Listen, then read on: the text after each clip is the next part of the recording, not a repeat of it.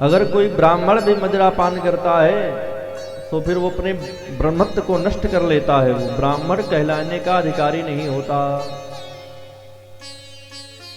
पुराणों में ऐसा वर्णन है। धूम्रपानं व्रतं विप्रम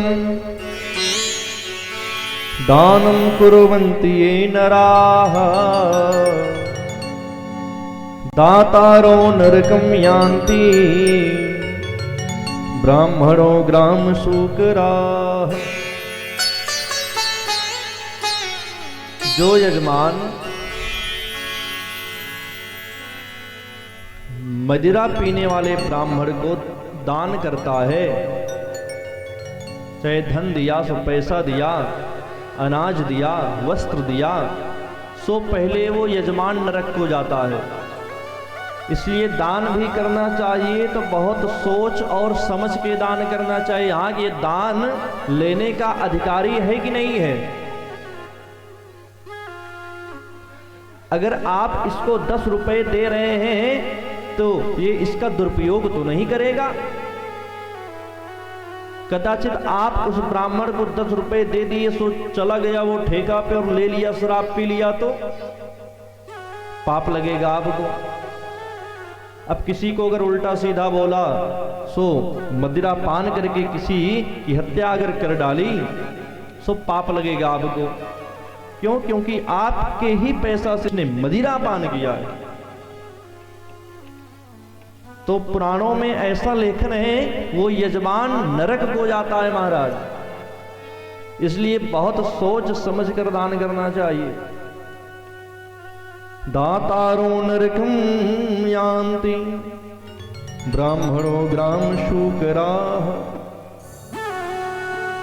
और जो ब्राह्मण दान लेकर मदिरा पान कर लेवे, तो आपसे पैसा लिया, धन लिया और गया,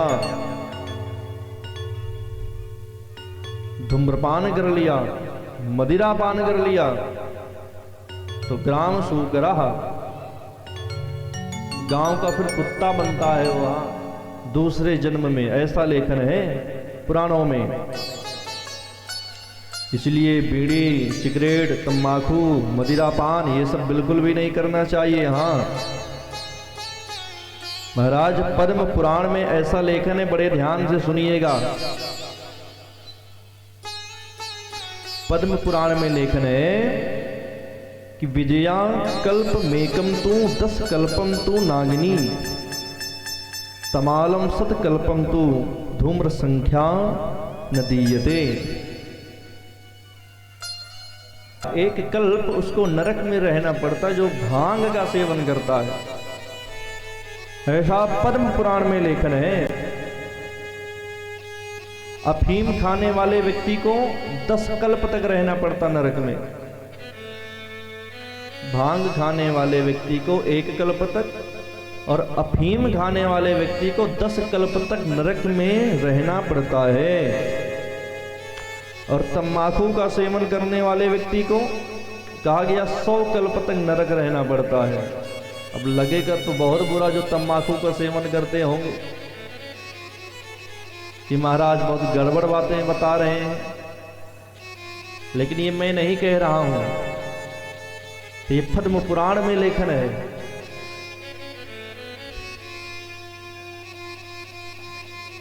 कहा गया तंबाकू जो व्यक्ति खाता है उसे 100 कल्प तक नरक रहना पड़ता है, नरक में जाना पड़ता है।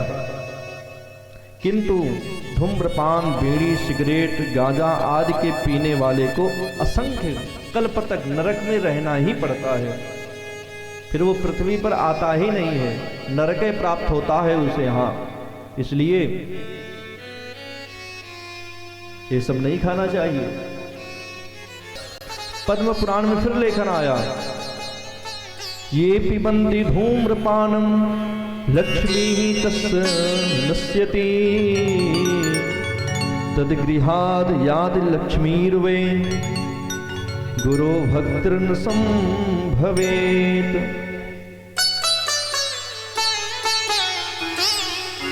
जो व्यक्ति तंबाकू का सेवन करता है उसके यहाँ बरकत नहीं होता है, लक्ष्मी का आवागमन नहीं हो पाता है। हाँ, फिर देवता उसके यहां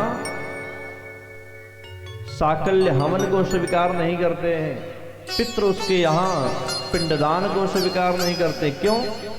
क्योंकि तम्बाकू आप खाओगे और घर में जहां पाओगे वहीं पर थूक दोगे, तो कहां से देवता पितर आपके यहां फिर आएंगे जब गंदगी घर में फैली रहेगी। तो इसलिए लक्ष्मी का भी वास नहीं होता है महाराज। हाँ, और तो और पद्म पुराण में फिर लेखन आ गया, ब्राह्मणा क्षत्रिया शूद्रा वैश्य मुनि सप्तम स्वपचे सदृशो गेय तमाल पान मात्रतः। ब्राह्मण क्षत्रिय वैश्य अथवा शूद्र जो भी हो, यदि वह तम्बाकू का सेवन करता है तो वह भंगी कहलाता है। अब बुरा तो लगेगा ही बुजुर्गों को, लेकिन क्या किया जाए, शास्त्र में पुराण में लेखन है तो मैं बता रहा हूं। फिर वो ब्राह्मण नहीं अपने आप को मान सकता है, हाँ, वो क्षत्रिय नहीं अपने आप को कह सकता, फिर वो भंगी कहलाएगा। इसलिए नहीं सेवन करनी चाहिए। शिव महापुराण में भी लेखन है, इस बात का जिक्र किया गया शिव महापुराण में। तांबूलम भक्षयन्तो ये शृण्वन्ति मम कथां नराः स्वविष्ठां खादयन्ते तान् नरकेयम किंकराः। और भागवत में कथा में तो बैठकर विशेष करके तम्बाकू पान आदि का सेवन नहीं करना चाहिए। हाँ, नहीं तो यजमान को असंख्य पाप लगता है महाराज।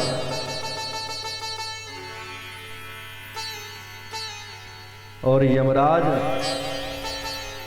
उसे विष्ठा खिलाते हैं जब वो अपने प्राण को त्यागता है। तो विष्ठा जानते हैं, नाली का कीड़ा होता है, नाली के कीड़े को विष्ठा बोलते हैं, उसको खाना पड़ता है। इसलिए भागवत में यज्ञ अनुष्ठान में न वक्ता को खाना चाहिए और न श्रोता को ही खाना चाहिए, वर्जित माना गया है।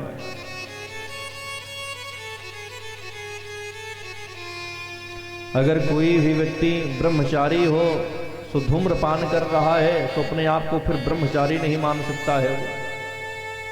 कोई गृहस्थ व्यक्ति हो नशे में डूबा हुआ है तो अपने आप को फिर गृहस्थ जीवन उसका सफल नहीं हो सकता।